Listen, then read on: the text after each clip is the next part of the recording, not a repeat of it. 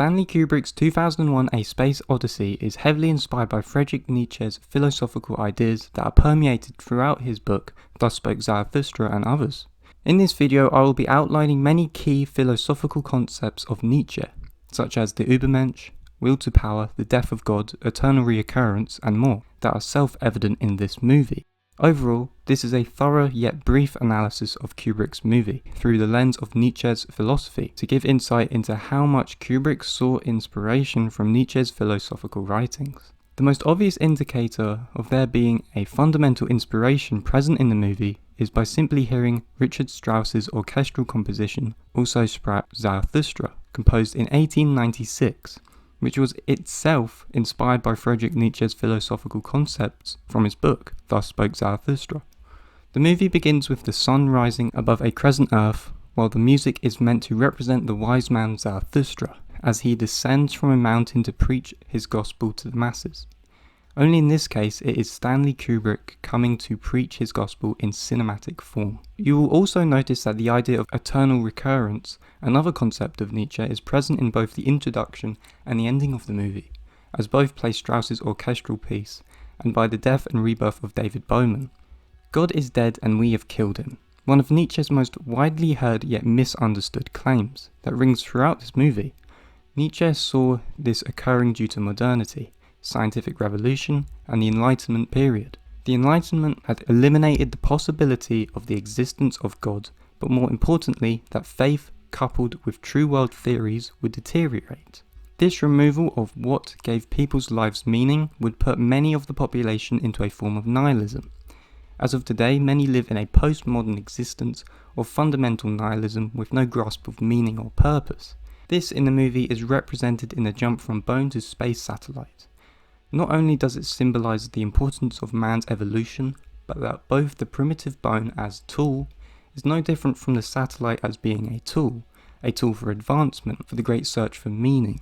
The scientific world has become alive and nihilism reigns. According to Nietzsche, the evolution of man will travel through three stages: primitive man, such as ape, modern man, and ultimately Superman. Of this, Nietzsche wrote, "What is the ape of man? A laughing stock of painful embarrassment, and man shall be to the Superman a laughing stock or a painful embarrassment. Man is just a bridge between ape and Superman, but for the Superman to be, man must use his will to make it happen, a will to procreate or a drive to an end, to something higher and farther."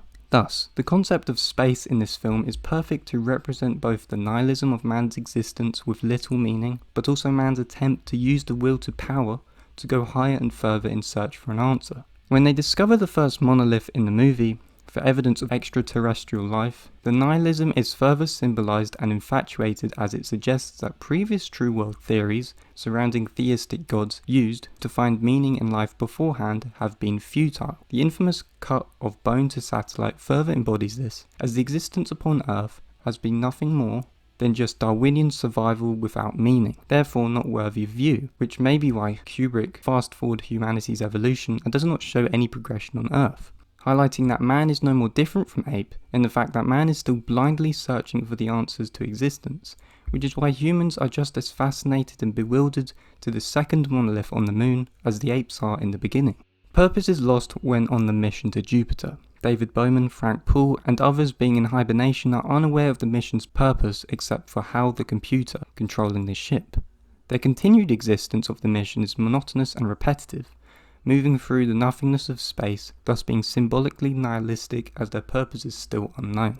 Space being the environment of the movie is also representative of the idea of eternal recurrence from Nietzsche, as everything is within a cyclical pattern, as I have already explained.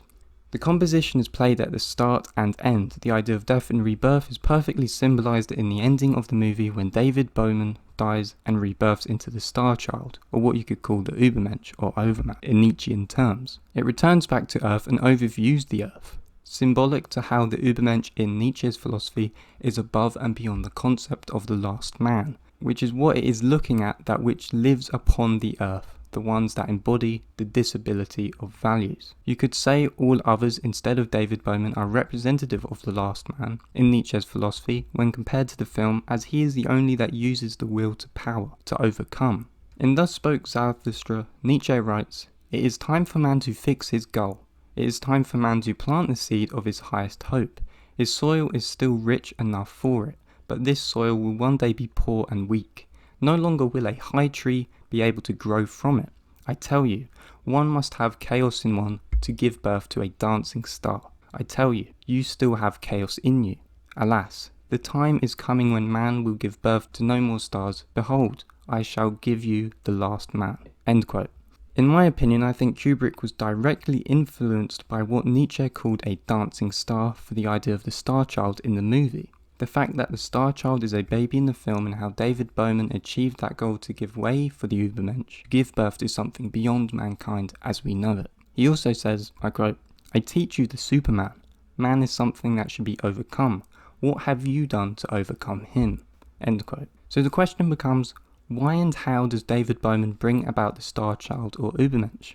The answer is that he uses his will to power to overcome, which is also part of Nietzschean philosophy. The idea of overcoming and the will to power are representative in David Bowman's entire process to becoming the star child.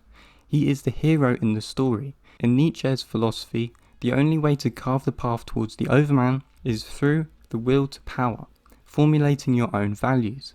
This is represented many times via his actions in the movie, but what is most important is when he does what you could call a lobotomy on the HAL computer. He overcomes its powers through his will to power by removing the consciousness that the HAL computer develops. This could symbolize man's further evolution from science itself, leaving the values of science in this case and the powers it has in controlling your will behind. As according to Nietzsche, the only way to overcome man to develop further towards the Übermensch is to finding one's own values. This is also supported by the differences between Frank Poole and David Bowman. Frank Poole is playing chess with the computer HAL and losing in the process, just as how he will lose in the future when HAL kills him in space. David Bowman is the opposite. He is more artistic, creative, as he sketches out drawings of those in hibernation that have not overcome any will to power at all. Thus, unlike Frank Poole, he is not bound by the chains of science and the values that consist within it, and therefore is not completely submerged in its existence and reliant on the values it presents to him. He is not comfortable, which is why he becomes the star child, as he has the ability to overcome and become the Übermensch. What is key is that David Bowman's passive nihilism is removed when told the purpose of the mission. Affirmation for life and the Nietzschean concept of active nihilism comes into play within David Bowman. Thus, the deactivation of the HAL 9000 is caused by Bowman's will to power, affirmation for life, and his transition from being a passive nihilist to being an active nihilist. An active nihilist in Nietzschean terms is that of nihilism likened to a hammer paving the way for the creation of new values, the overcoming of the self by taking a new relation to oneself as an autonomous creature. These are all concepts of Nietzsche's philosophy.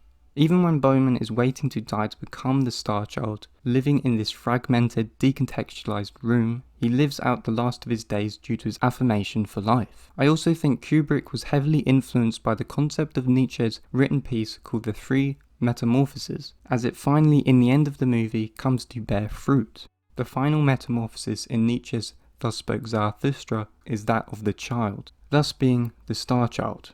So there you go, a brief run through of some of the core Nietzschean concepts that consist within Kubrick's 2001 A Space Odyssey. As I said, I'm not going to do a really long analysis of the movie with these concepts. I just found it really interesting to see and highlight for a video the philosophical concepts of Nietzsche in the movie. If this does well, I might do something else very similar to this. So if you enjoyed the video, make sure to like, share, comment your thoughts down below, subscribe for more content on philosophy and psychology. Thanks for watching.